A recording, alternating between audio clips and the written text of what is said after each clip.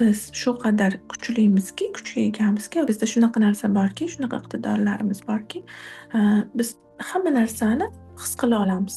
Istagan narsamizni biz bajara olish qobiliyatiga egamiz. Ya'ni istagan narsamizni hayotimizga kirgiza olish. Ya'ni bir marta o'rgandikmi, bo'ldi, bilib ketish qobiliyatiga egamiz. Bizni ongimizga bilmayman degan narsa o'zi yo'q. Tushunyapsizlarmi? Faqat bersak bo'ldi, aniqlik ko'rsatib qo'ysak bo'ldi. U bajarib ketaveradi. Ya'ni shunaqa qudratga egamizda, faqatgina o'sha esimizdan chiqarib qo'yganmiz bunaqa qudratga egaligimizni.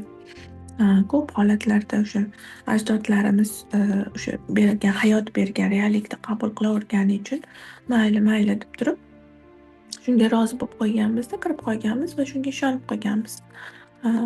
Bizga berilingan, sun'iy tarzda berilingan programmalarga. Lekin biz nimani xohlasak, shuni o'zgartira olamiz. Ya'ni bilinglar, kimdir o'zgartira olmayman deyaptimi? Yo'q. U o'zi xohlamayapti. Demak, unga qulay hozircha xavfsda yashash.